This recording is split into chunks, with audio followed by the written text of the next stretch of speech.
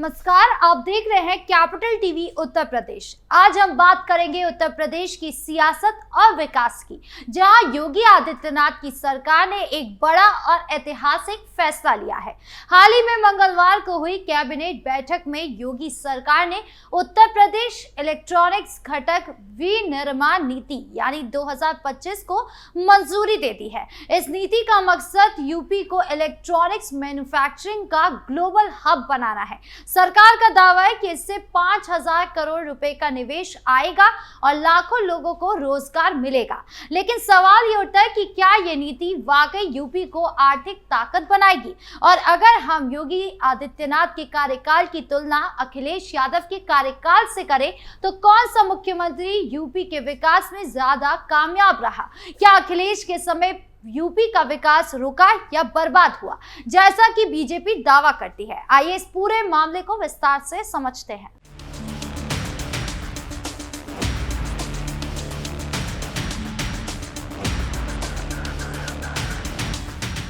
योगी आदित्यनाथ की सरकार ने यूपी को इलेक्ट्रॉनिक्स मैन्युफैक्चरिंग का ग्लोबल हब बनाने के लिए बड़ा कदम उठाया है। नई नीति यानी कि यूपीईसीएमपी 2025 1 अप्रैल 2025 से लागू होगी और अगले 6 साल तक चलेगी। इसका लक्ष्य है यूपी में मोबाइल फोन, टीवी और अन्य इलेक्ट्रॉनिक्स के लिए जरूरी चीजें जिसे डिस्प्ले, कैमरा मॉड्यूल्स और मल्टी लेयर पीसीबी का उत्पादन बढ़े। इस नीति के तहत उद्यमियों को कई तरह की रियायतें दी जाएगी, जैसे कि पूंजी निवेश पर सब्सिडी, बिजली और स्टाम्प ड्यूटी से छूट और लॉजिस्टिक्स सपोर्ट। सरकार का कहना है कि ये नीति यूपी को न सिर्फ भारत में बल्कि दुनिया भर में इलेक्ट्रॉनिक्स का बड़ा केंद्र बनाएगी। प्रमुख सचिव अनुराग यादव के मुताबिक पिछले 8 सालों में भारत में इलेक्ट्रॉनिक्स मैन्युफैक्चरिंग ने जबरदस्त तरक्की की है। 2015 में जहां सिर्फ 2 यूनिट मोबाइल फोन बनाती थी, वही आज 300 यूनिट काम कर रही है। इलेक्ट्रॉनिक सामान का उत्पादन 1.9 लाख करोड़ रुपए से बढ़कर 11 लाख करोड़ रुपए से ज्यादा हो गया है। मोबाइल फोन का निर्यात 1500 करोड़ से 2 लाख करोड़ रुपए तक पहुंच गया है।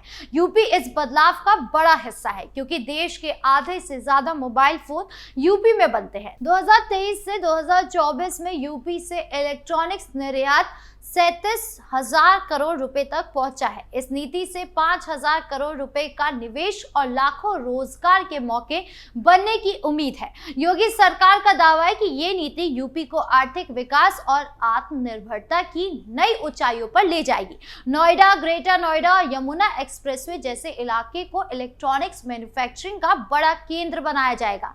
जेवर इंटरनेशनल एयरपोर्ट और दिल्ली मुंबई इंडस्ट्रियल कॉरिडोर जैसे प्रोजेक्ट से यूपी को ग्लोबल सप्लाई चेन में और ताकत मिलेगी। योगी के कार्यकाल में यूपी ने निवेश के मामले में बड़ी छलांग लगाई है। 2017 में जब सत्ता संभाली योगी सरकार ने, तब यूपी को बीमारू राज्य कहा जाता था। खराब कानून व्यवस्था, बिजली की कमी और धीमा औद्योगिक विकास यूपी की पहचान थी। लेकिन योगी सरकार ने कानून व्यवस्था को सुधारने के लिए सख्त कदम उठाए। अपराधियों पर कार्रवाई और पुलिस ने निवेशकों का भरोसा बढ़ाया। यूपी ग्लोबल इन्वेस्टर्स समिट 2023 में हजारों करोड़ के निवेश के लिए समझौते हुए। नोएडा और ग्रेटर नोएडा में सैमसंग, वीवो, ओप्पो और लावा जैसे बड़े ब्रांड्स ने अपनी यूनिट्स लगाई। यूपी आज देश के 55% मोबाइल फोन और 60% इलेक्ट्रॉनिक कंपोनेंट्स बनाता है। यूपी इलेक्ट्रॉनिक्स मैन्युफैक्चरिंग पॉलिसी 2020 और यूपी सेमीकंडक्टर पॉलिसी 2024 ने निवेश को और आकर्षित किया है। स्किल डेवलपमेंट के लिए आईआईटी कानपुर और आईआईएम लखनऊ जैसे संस्थानों के साथ सेंटर्स ऑफ एक्सीलेंस बनाए गए हैं। योगी सरकार का कहना है कि उनकी नीतियों से यूपी की अर्थव्यवस्था 2017 से 2 ओवरचर होकर 27.51 लाख करोड़ रुपए की हो गई है। इंफ्रास्ट्रक्चर में भी बड़ा निवेश हुआ है, जैसे पूर्वांचल, बुंदेलखंड और गंगा एक्सप्रेसवे, जेवर एयरपोर्ट और मेट्रो रेल जैसी परियोजनाएं यूपी को ग्लोबल हब बनाने में मदद कर रही है। लेकिन योगी के कार्यकाल की कुछ कमियां भी है। आंकड़े बताते हैं कि 2017 से 2022 2022 में यूपी का सकल राज्य घरेलू उत्पाद यानी जीएसडीपी वृद्धि दर औसतन 4% रही, जो अखिलेश यादव के कार्यकाल 2012 और 17 की 10% औद्योगिक वृद्धि से कम है। मैन्युफैक्चरिंग सेक्टर में योगी के पहले कार्यकाल में सिर्फ 0.6% की वृद्धि हुई, जबकि अखिलेश के समय ये 14.6% थी। कोविड महामारी ने भी यूपी की अर्थव्यवस्था को झटका दिया है, जब जीएसडीपी में 5.5% की गिरावट आई। बेरोजगारी भी एक बड़ी चुनौती रही। योगी के पहले कार्यकाल में बेरोजगारी दर 2.5 गुना और युवा बेरोजगारी 5 गुना बढ़ी। फिर भी योगी सरकार का दावा है कि उनकी नीतियों से लाखों रोजगार पैदा हुए, खासकर इलेक्ट्रॉनिक्स और आईटी सेक्टर में। अब बात करते हैं अखिलेश यादव के कार्यकाल की, जो 2012 से 2017 तक यूपी में मुख्यमंत्री रहे। अखिलेश यादव ने अपने कार्यकाल में इंफ्रास्ट्रक्चर और औद्योगिक विकास पर खास ध्यान दिया। आगरा लखनऊ एक्सप्रेसवे, लखनऊ मेट्रो और आईटी सिटी जैसे प्रोजेक्ट्स उनकी बड़ी उपलब्धियां थी। उनके समय में औद्योगिक सेक्टर में 10% की औसत वृद्धि हुई। 2015 से 2016 में मैन्युफैक्चरिंग सेक्टर में 26%, 2015 से 2016 में मैन्युफैक्चरिंग सेक्टर में 26% और 2016 से 2017 में 47% की वृद्धि दर्ज की गई। हालांकि कुछ विशेषज्ञ कहते हैं कि ये वृद्धि पुराने डेटा के समायोजन की वजह से थी। फिर भी अखिलेश के कार्यकाल में यूपी की अर्थव्यवस्था स्थिर रही और जीएसडीपी वृद्धि दर 6.92% थी। सर्विस सेक्टर में 7.3% और कृषि में 9.1% की वृद्धि हुई, जो योगी के पहले कार्यकाल से बेहतर रही। अखिलेश ने यूपी को निवेश का आकर्षक गंतव्य बनाने की कोशिश की और उनके प्रोजेक्ट्स ने यूपी की छवि को कुछ हद तक बदला। लेकिन अखिलेश के कार्यकाल में भी कमियां रही। सबसे बड़ी समस्या थी कानून व्यवस्था। सांप्रदायिक दंगे जैसे मुजफ्फरनगर दंगे और अपराध की बढ़ती घटनाएं यूपी की छवि को खराब कर रही थी। बीजेपी और अन्य विपक्षी दलों ने अखिलेश पर गुंडा राज का इल्जाम लगाया। आगरा लखनऊ एक्सप्रेसवे जैसे प्रोजेक्ट्स में लागत बढ़ने और गुणवत्ता की शिकायतें भी सामने आई। अखिलेश पर यादव और खास जातियों को बढ़ावा देने का आरोप लगा, जिससे सामाजिक ध्रुवीकरण बढ़ा। निवेश के मामले में भी अखिलेश का कार्यकाल योगी जितना आक्रामक नहीं था। उनके समय में ग्लोबल ब्रांड्स को यूपी लाने की कोशिश कम रही और इलेक्ट्रॉनिक सेक्टर में कोई बड़ी नीति नहीं बनी। अब अगर योगी और अखिलेश यादव के कार्यकाल की तुलना करें तो कुछ बातें साफ होती है। कानून व्यवस्था के मामले में योगी का कार्यकाल बेहतर रहा। उनकी सख्त नीतियों ने अपराधियों पर नकेल कसी और निवेशकों का भरोसा बढ़ाया।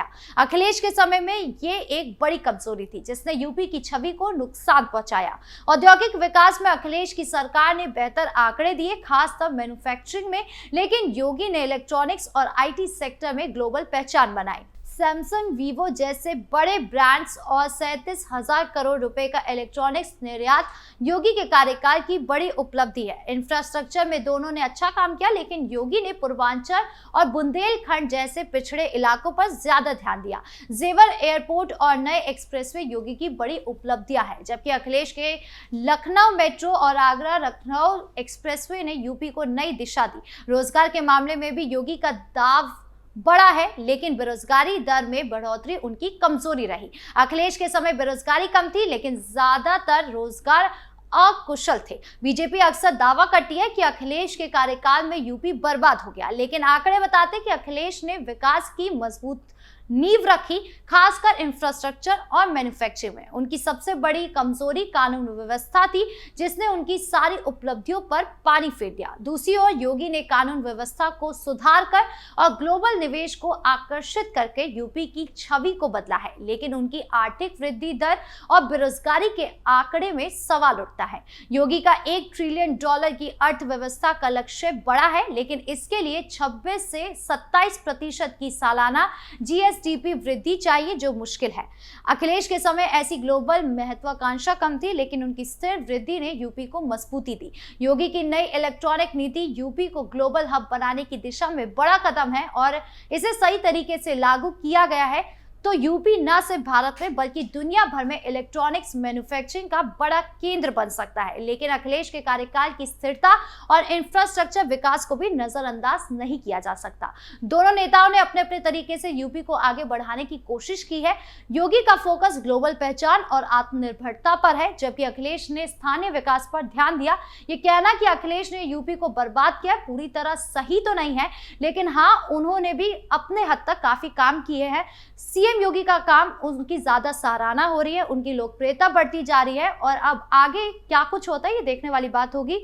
आपकी इस पूरे मामले को लेकर क्या राय है, कमेंट बॉक्स में जरूर बताएं। धन्यवाद।